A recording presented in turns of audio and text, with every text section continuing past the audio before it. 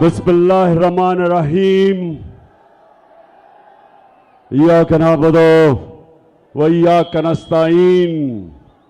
अल्लाह तेरी इबादत करते हैं और अल्लाह सिर्फ तेरे से मैं मदद मांगता हूं।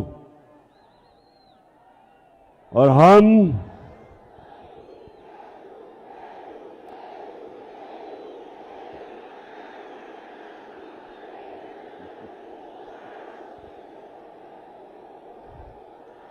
पहले जब भी मैं आपके सामने तकरीर करनी शुरू करता था तो वो क्या आवाज आती थी?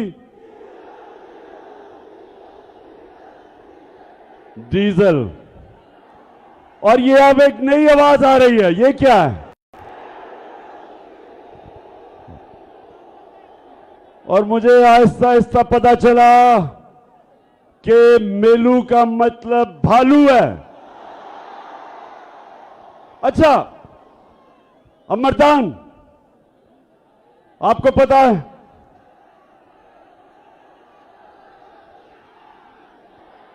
क्या? मर्दान, ये पहली दफा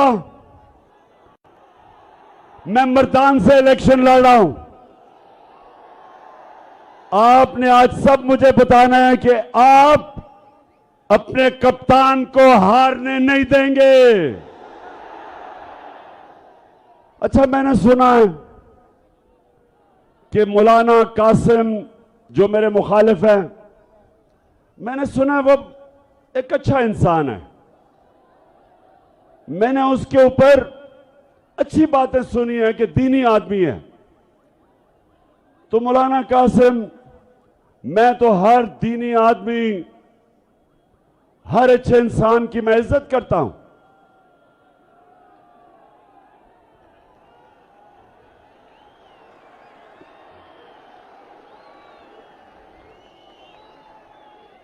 लेकिन मौलाना कासिम, मैं आपसे एक वो इंसान जो समझता है कि मेरा मुल्क सिर्फ एक तरह उठ सकता है, जिधर इन चोरों ने हमारे मुल्क को पुचा दिया है, वो सिर्फ एक तरह उठ सकता है कि हम अपने नबी सल्लल्लाहु अलैहि वसल्लम की सूरत, उसकी सीरत पे, उसकी सुन्नत पे चलें। यह मेरा ईमान है कि जब तक हम अपने नबी सल्लल्लाहु अलैहि वसल्लम की शरीयत पे नहीं चलेंगे, हम जिस दलदल में हमारे मुल्क को फंसा दिया है इन चोरों ने और अमेरिका के गुलामों ने, जिन कर्जों में जिस तरह इन्होंने हमारी कौम मकरूज कर दी, हम इससे सिर्फ एक तरह निकल सकते हैं कि हम वापस उन असूलों की तरफ जाएं जिन असूलों पे मेरे नबी सल्लल्लाहु अलैहि वसल्लम ने मदीना की रियासत को खड़ा किया था। तो मैं मौलाना कासिम, सबसे पहला मेरा सवाल आपसे यह है कि मेरे अल्लाह का हुक्म है, अमर बिल मारूफ व नही अनिल मुनकर। मेरे अल्लाह का कुरान में हुक्म है सारे इंसानों को कि तुमने अच्छाई के साथ खड़े होना है, तुमने हक के साथ खड़े होना है और तुमने बदी का, बुराई का, बातिल का मुकाबला करना है। मेरे अल्लाह ने कहीं भी यह नहीं कुरान में कहा कि जब अच्छाई और बुराई का मुकाबला हो तो आप न्यूट्रल हो जाएं, कहीं आपको इजाजत नहीं दी। तो मौलाना कासिम, मैं सिर्फ आपसे एक सवाल पूछता हूं कि घर में अपने बच्चों से जाके पूछें कि क्या नवाज शरीफ और आसिफ जरदारी ईमानदार हैं? अपने बच्चों से पूछे, अपने घर वालों से पूछे कि क्या तुम गवाही दे सकते हो कि ये जो 30 साल से मुल्क को लूट रहे हैं ये दो खानदान। पूछें इनसे, अपने बच्चों से पूछें, दिल पे हाथ रख के बताएं कि क्या ये दो खानदान ईमानदार हैं? बताओ मर्दान, बताओ। 30 साल से ये मुल्क को लूट रहे हैं। 26 साल पहले मैं सियासत में सिर्फ एक वजह से आया था। 26 साल पहले मैं इनकी चोरी और करप्शन, जो मुल्क को कंगाल करके मकरूज कर रहे थे, यहां का पैसा चोरी करके मुल्क से बाहर लेके जा रहे थे, इसलिए मैं सियासत में आया था। और इसलिए आया था कि जब आप एक इंसाफ का निजाम कायम करते हैं, जब आप ताकतवर को कानून के नीचे लेके आते हैं, जब एक मुल्क में इंसाफ आता है, तब वो मुल्क खुशहाल होता है। कोई मुल्क, एक मुल्क मुझे बताएं, मैं सारी दुनिया पे रहा हूं, एक मुल्क मुझे बताएं जिधर उनकी लीडरशिप करप्ट हो और वो मुल्क में खुशहाली हो। एक मुल्क बताएं। सारी दुनिया में देखी है, गुर्बत की सबसे बड़ी वजह जब उसके मुल्क के हुक्मरान मुल्क का पैसा चोरी करके मुल्क से बाहर ले जाते हैं। तो मौलाना कासिम, आज मैं इन सब के सामने खड़ा होकर कह रहा हूं कि अगर आप समझते हैं जिनके लिए, जिस कोलिशन में आप खड़े हैं, अगर आप वो ये समझते हैं कि ये नवाज शरीफ और इसका खानदान और जरदारी उसका खानदान अगर ये ईमानदार हैं, तो मैं आज आप सबको कहता हूं कि उसको वोट दे दो।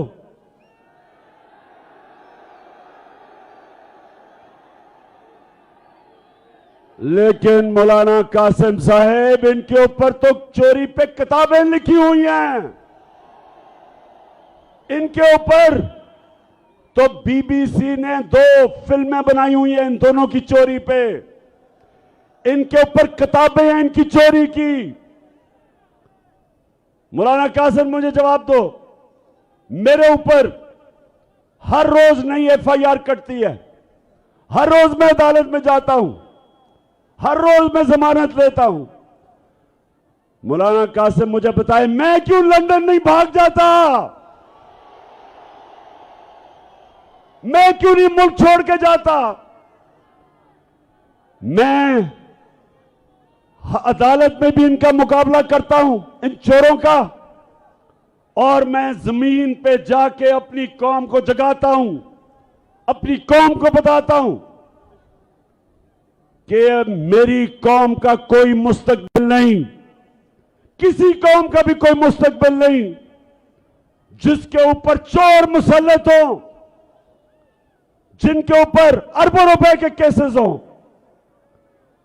तो मुझे मौलाना कासिम, आप सुना अच्छे आदमी हैं, मुझे बताएं, आपका ज़मीर इजाजत देते हैं आपको इन चोरों के साथ खड़े होना? कैसे आप अपने अल्लाह के सामने खड़े होंगे? क्योंकि अल्लाह ने तो वाज़ेह तौर पे आपको हुक्म दिया है अमर बिल मारूफ का। उसने आपको हुक्म दिया है कि अच्छाई का साथ दो।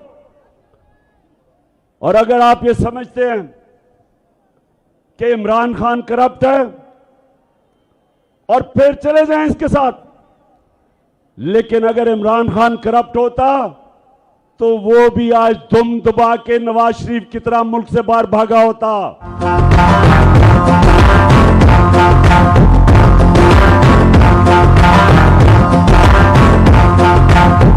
खड़ा है इमरान, ठीक करेगा सब कप्तान, नया बनेगा पाकिस्तान, नया बनेगा पाकिस्तान, नया बनेगा पाकिस्तान। मर्दान,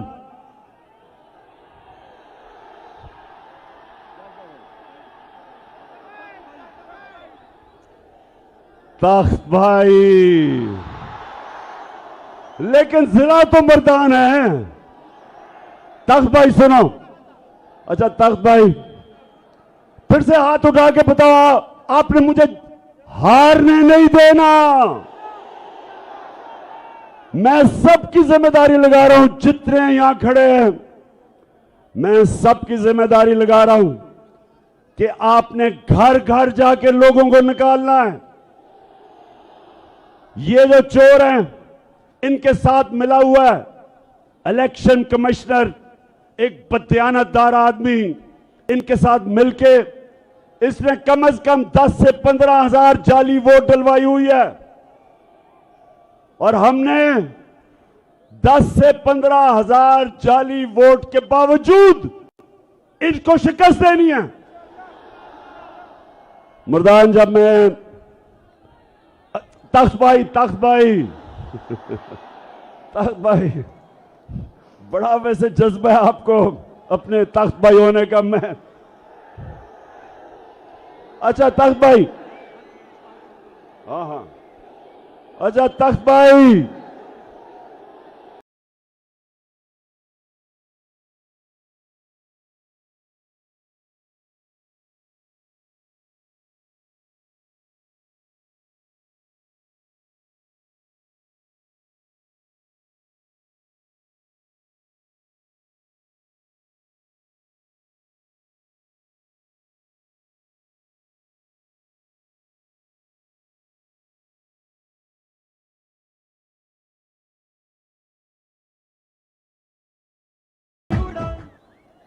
तो मैं मौलाना कासिम साहब, अगर आप ये समझते हैं ना कि जरदारी और नवाज शरीफ चोर नहीं है तो ये क़यामत की निशानी है। करप्शन क्या होती है तख्त भाई? करप्शन क्या होती है? चोरी होती है जब आपके कोई टेलीफोन जेब से निकाल ले, इसको चोरी कहते हैं। चोरी होती है आपके घर में कोई आके डाका मार दे। लेकिन करप्शन होती है जब कौम का पैसा चोरी किया जाता है, जब आपका पैसा चोरी किया जाता है, जो आपके स्कूलों पे लगे, अस्पतालों पे लगे, सड़कों पे लगे, आपके आटा को सस्ता करने पे लगे। जिस तरह हमने पेट्रोल और डीजल को कम किया, सब्सिडाइज किया, इस पे पैसा। तो जब कौम का पैसा चोरी होता है और दूसरा वो मुल्क से जब बाहर लेके जाते हैं डॉलर लेके, तो डॉलर कम होते हैं। जब डॉलर कम होते हैं रुपए की कीमत गिरती है। जब रुपया गिरता है महंगाई आती है। बाहर से जो भी चीजें इंपोर्ट करते हैं सब महंगी हो जाती हैं जब रुपया गिरता है। तो ये सारे मिलके बताएं कि इनके बड़े बड़े महलात, लंदन में जो 4 बड़े बड़े महलात, मैं अभी आपको भी फिल्म दिखाने लगा हूं, जरा वो भी देखें। उससे पहले करप्शन ये होती है जब इक्तदार में आके आप अपने इक्तदार का फायदा उठा के पैसा बनाते हैं। मैं जितनी देर इक्तदार में रहा, तख्त भाई सुन लो, 3.5 साल जब नवाज शरीफ भी उतना देर रहा, उसने 17 फैक्ट्रियां बनाई। जब वो इक्तदार में था 90 से 93 तक 17 फैक्ट्रियां बनाई उसने। और मेरा रिकॉर्ड देखो कि 3.5 साल में मैंने अपने दादा की भी जमीन बेची, अपने बाप की भी जमीन बेची। एक बताएं कि इमरान ने फायदा उठाया हुआ इक्तदार का? एक बताएं। हर चीज ये सारों से पूछते फिर रहे हैं कि कोई बताए इमरान खान ने कोई चोरी की हो। मैं इन सबको बताता हूं, चैलेंज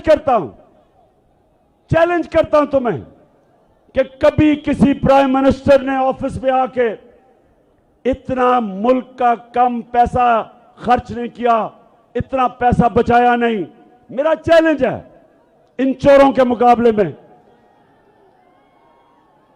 तो मर्दान, तख्त भाई, जिला मर्दान, अच्छा तख्त भाई सुनो, अच्छा अब मैं दो और बड़े पहले मैं आपको ये दिखाने लगा हूं, ये जरा भी सारे बैठ जाएं क्योंकि मैं इनको एक फिल्म दिखाने लगा हूं। मैं ये चाहता हूं, बैठ जाओ तख्त भाई, मैं ये चाहता हूं कि ये जब आप फिल्म देखेंगे तो मौलाना कासिम को जरूर आपने ये बताना है इस फिल्म का। अब ये देखें, बैठ जाओ ताकि वो देख लें पीछे। अच्छा मर्दान सुना जरा, ये फिल्म क्या है? मुझे पता चला, उधर भी नीचे बैठ जाओ, उन्होंने देखना वो फिल्म। शाबाश, नजर आ रही है सबको?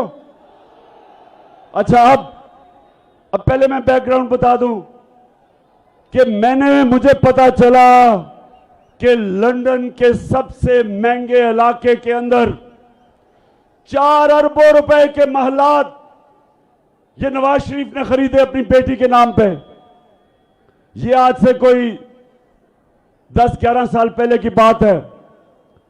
तो जब मैंने ये कहा तो नवाज शरीफ की बेटी मरियम टीवी पे आई, तो सुने उसने क्या कहा, ये देखिए जरा आप।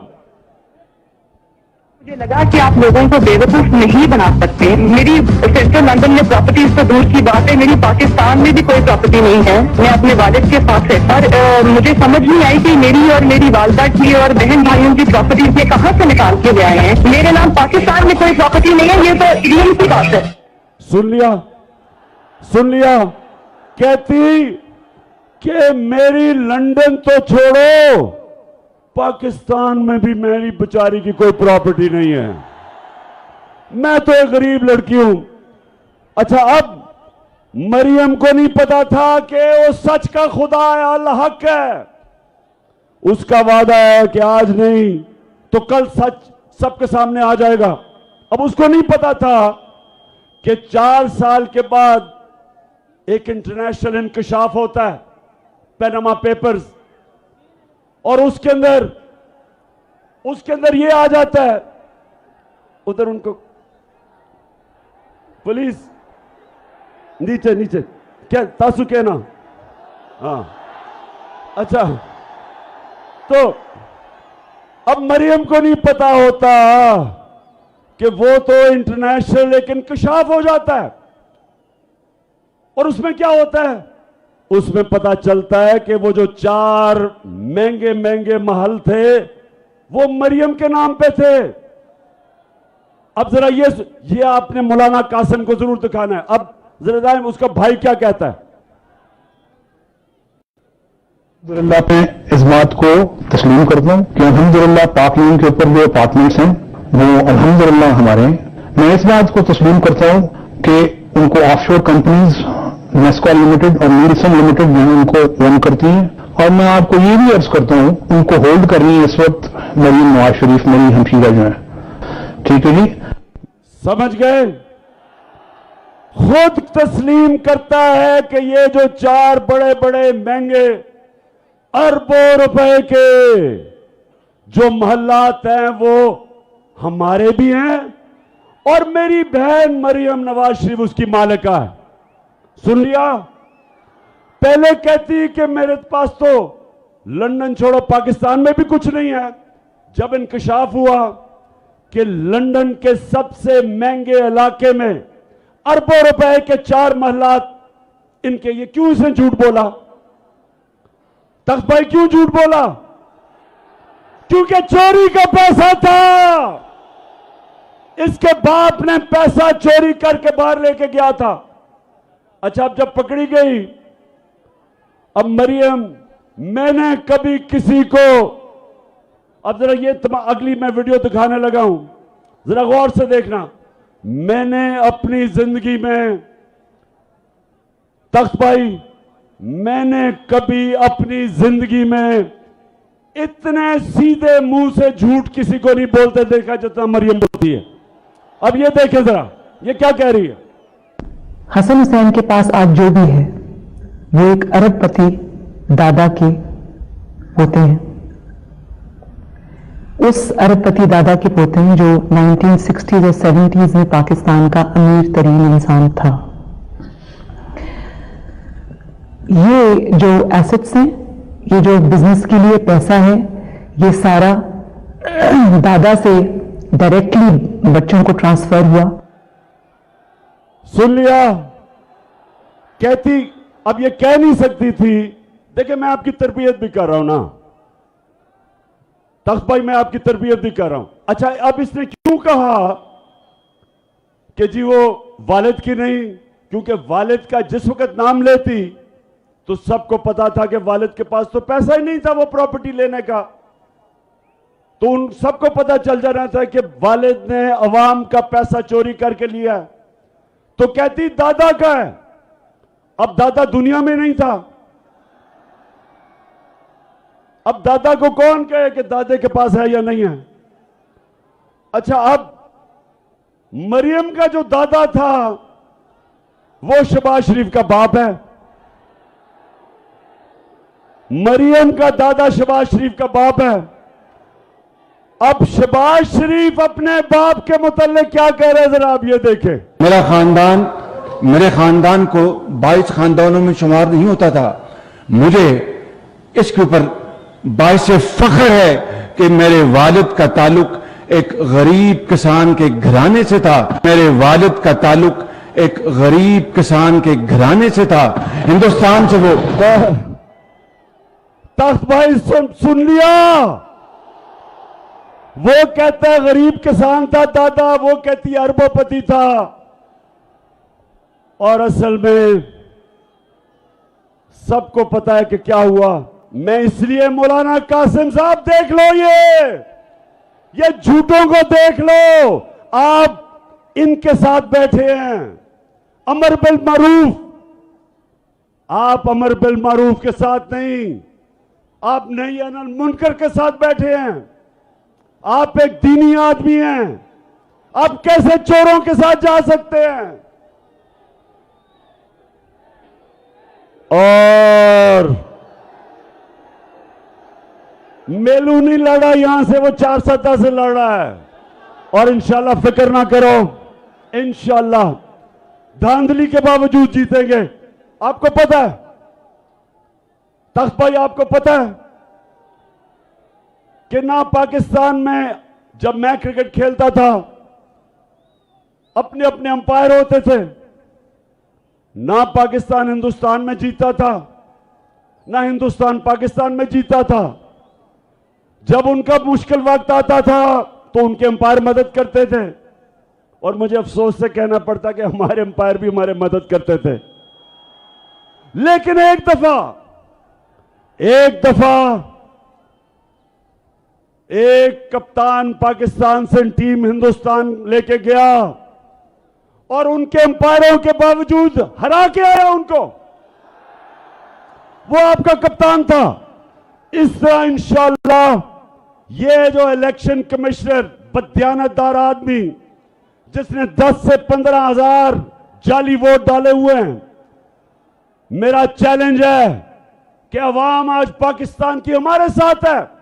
उसके बावजूद, धांधली के बावजूद इंशाअल्लाह तुम्हारा वही हाल करेंगे जो हमने हिंदुस्तान का किया था हिंदुस्तान जाके। अच्छा, अब 2 और मैं बातें करनी है तख्त भाई। एक, जो स्वात में हो रहा है, जो हमारे पुराने कबायली इलाके में हो रहा है, जब मेरी हुकूमत थी तो हमने दहशतगर्दी के ऊपर काबू पा लिया था। अब सब जानते हैं कि हमने दहशतगर्दी पे काबू पा लिया था। और आप सब जानते हैं कि मैं बार बार 20 साल कहता रहा कि हमें अमेरिका की जंग में नहीं जाना चाहिए। आप गवाह रहे हैं तख्त भाई, नौजवानों गवाह रहो कि मैं 20 साल कहता रहा कि यह हमारी जंग नहीं, ये अमेरिका की जंग है, हमें इसमें नहीं होना चाहिए। मैं कहता गया कि हमारे लोगों को किसी और की जंग में कुर्बान किया जा रहा है। 80,000 हमारे लोग कुर्बान हुए। कोई पाकिस्तान में टीटीपी नहीं थी। जब हम उनकी जंग में गए तो हर किस्म का पाकिस्तान में दहशतगर्दी हुई। जब मेरी हुकूमत आई, आप सब गवाह हैं कि एक ड्रोन अटैक नहीं होने दिया हमने वाज़ेह तौर पे अमेरिका को कहा कि हम तुम्हारे साथ अमन में होंगे, लेकिन किसी जंग में हम तुम्हारे साथ शिरकत नहीं करेंगे। और यह अमन हो गया। अब स्वात के अंदर जो हो रहा है और कबायली इलाके में भी, जो पुराना कबायली इलाका था, मैं आज फेडरल गवर्नमेंट से पूछता हूं कि आप जिम्मेदार हैं इसके। आपने कैसे इजाजत दी? बॉर्डर आपके कंट्रोल में है और बॉर्डर से ये जो लोग आए हैं और ये जो अब दहशतगर्दी हो रही है और जो स्वात के लोगों ने कुर्बानियां दी थी, जब उन्होंने नकल मकानी की, उनके घर लूटे गए थे, उनको नुकसान हुआ। जो ज़कात देने वाले थे, नकल मकानी के बाद ज़कात लेने वाले बन गए। कुर्बानियां दी लोगों ने। हमारे सरबराह हमें अमेरिका की जंग में लेके गया और कुर्बानी अवाम ने दी, खास तौर पे कबायली इलाके की अवाम और स्वात की और मलाकंड की अवाम ने। तो मैं आज सवाल पूछता हूं, फेडरल गवर्नमेंट मुझे जवाब दो कि क्या आपका सिर्फ यह काम रह गया है कि इमरान खान के ऊपर केसेस बनाओ, उसके ऊपर झूठी केसेस बनाओ, एफआईआर करवाओ, हमारे लोगों को जेलों में डालो, मीडिया के ऊपर पाबंदियां लगाओ, शहबाज गिल को पकड़ के जिस तरह आपने उसके ऊपर तशद्दुद किया, और अब आजम स्वाति को जो पकड़ के रात लेके गए और तशद्दुद किया, उसको भी नंगा करके तशद्दुद किया, शहबाज गिल को भी नंगा किया। शर्म आनी चाहिए तुम्हें, शर्म आनी चाहिए। क्या यह तुम्हारा काम है? तुम्हारा काम है अमन, लॉ एंड ऑर्डर आपकी जिम्मेदारी है।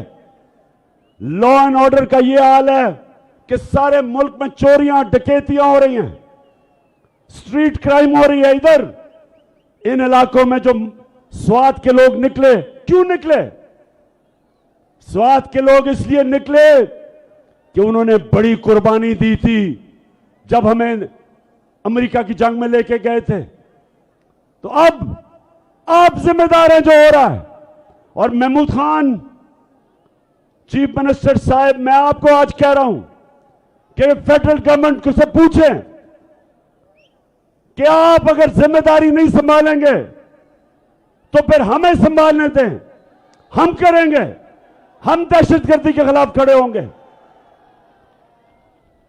और जो आजम स्वाति से किया, उससे पहले जो कस्टोडियल टॉर्चर बंद करके तशद्दुद किया, उससे पहले शहबाज गिल पे और फिर सहाफियों पे, मैं सारे इदारों को आज कहता हूं कि अगर आप ये समझते हैं कि तशद्दुद करके आप अपनी इज्जत करवा लेंगे, गलत फहमी में ना रहें। इज्जत अल्लाह देने वाला है। आप मार के, तशद्दुद करके, जुल्म करके, आज तक दुनिया की तारीख में किसी जालिम को इज्जत नहीं मिली। लोग नफरत करते हैं, लोग नफरत करते हैं जब जो जुल्म करता है। और अगर आप ये समझते हैं कि आप लोगों की राय रोक लेंगे और इस तरह के तशद्दुद करके जब सारे चोरों को छोड़ा जा रहा है, शहबाज शरीफ जैसे डाकू और इसके बेटे को बरी किया गया एफआईआर केसेस से, जो भी जिम्मेदार है उनको शर्म आनी चाहिए। आप मुल्क के गद्दार हैं, आप मुल्क से गद्दारी कर रहे हैं। सितम के रुई की तरह उड़ जाएंगे,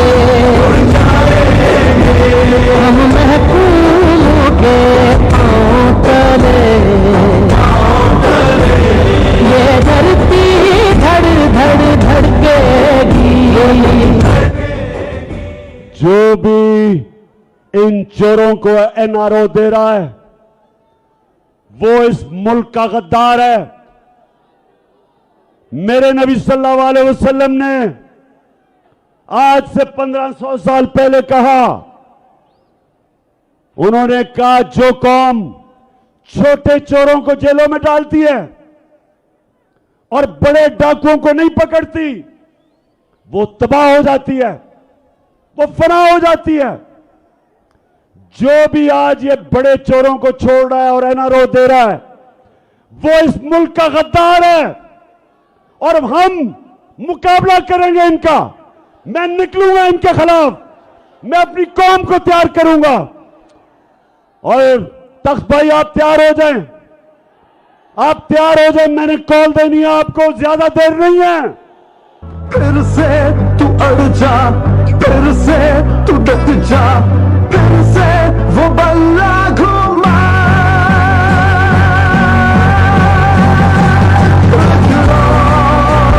कदम बढ़ा, फिर से वो लम्हा दोहरा जब जीत के आया था, फिर से वतन को जिता। जो इस मुल्क में चोरों को एनआरओ दे रहे हैं और अवाम के ऊपर तशद्दुद कर रहे हैं, मीडिया को बंद करके सोशल मीडिया के पीछे मेरे ऊपर केसेस करके, ये अपने कानों से निकाल लो, जेनों में डाल लो। सब जो समझते हैं कि अगर इमरान खान को जेल में डाल के या उसके ऊपर केसेस करके वो पीछे हट जाएगा, मैं और जोर से आपका मुकाबला करूंगा।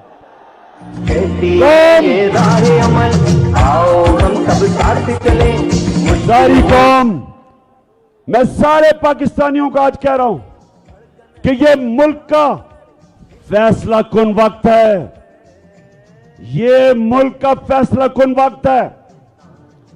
एक तरफ इन चोरों की, इन डाकुओं की गुलामी है, एक तरफ अगर तख्त भाई और मेरे पाकिस्तानियों, अगर हमने इस वक्त जहाद ना की तो इन चोरों की और इनके बच्चों की गुलामी करेगी ये कौम, एक मकरूज और गुलाम कौम बनेंगे। और अगर हम इस वक्त इनके खिलाफ खड़े होकर जिहाद करेंगे, इनका मुकाबला करेंगे, इलेक्शन इनको हराएंगे और इस्लामाबाद के ऊपर जब मैं आपको कॉल दूंगा एक अवाम का समुंदर आएगा तो इंशाअल्लाह अपने आप को हम हकीकी तौर पे आजाद करेंगे, क्योंकि गुलामों की कोई इज्जत नहीं होती। इज्जत सिर्फ आजाद खुददार कौम की होती है। हरे पासपोर्ट की इज्जत तब होगी, हरे पासपोर्ट की तब इज्जत होगी। आजाद, अभी मैं आपको एक आखिरी वीडियो दिखाने लगा हूं, बैठ जाओ जरा, सारे बैठ जाए। आखिरी वीडियो, उसके बाद मैंने आप सबसे हल्फ लेना है, मैं हल्फ लूंगा, लेकिन पहले मैं ये आपको वीडियो दिखाऊं कि इस मुल्क को ये जो चोर को ऊपर बिठा दिया है ये मैं कैसे जलील कर रहा है। सुने सुने, मैं सऊदी अरब से होकर आया हूं, मैं यूएई के होकर, अभी मैं तुर्की होकर आया हूं, और मैंने उन भाइयों को कहा कि आप हमारे बड़े अजीम भाई हैं, हमेशा आपने हमारी मदद की।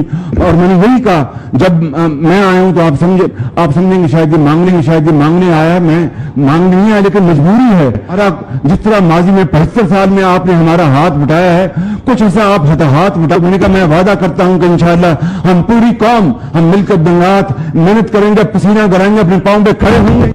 हाँ शबाज शरीफ, मैं मांगने नहीं आया, लेकिन मैं बड़ा मजबूर हूं।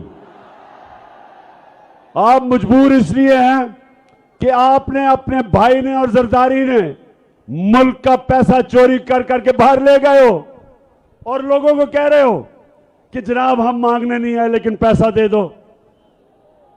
तो तख्त भाई मेरी बात सुन ले। अब मैं आखिरी बात कर रहा हूं, उसके बाद आपसे हल्फ लूंगा। आप सब ने अपनी जिम्मेदारी समझनी है, इस इलेक्शन में भी और उसके बाद मार्च में भी। अब आपने सारों ने अपना हाथ ऊपर करना है, सब हाथ ऊपर करें। मैं यहां से पढ़ूंगा, आप वहां से रिपीट करेंगे। टेलीविजन पर जो जो लोग हमें देख रहे हैं वो भी हमारे साथ शरीक हो जाए। और आपने ऊंची आवाज में बोलना है। बिस्मिल्लाहिर्रहमानिर्रहीम। हम हल्फ उठाते हैं कि पाकिस्तान के आइन की हमेशा पासदारी करेंगे।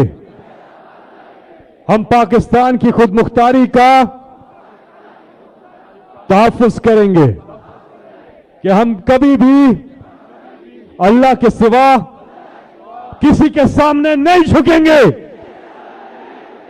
और हम पाकिस्तान की हकीकी आजादी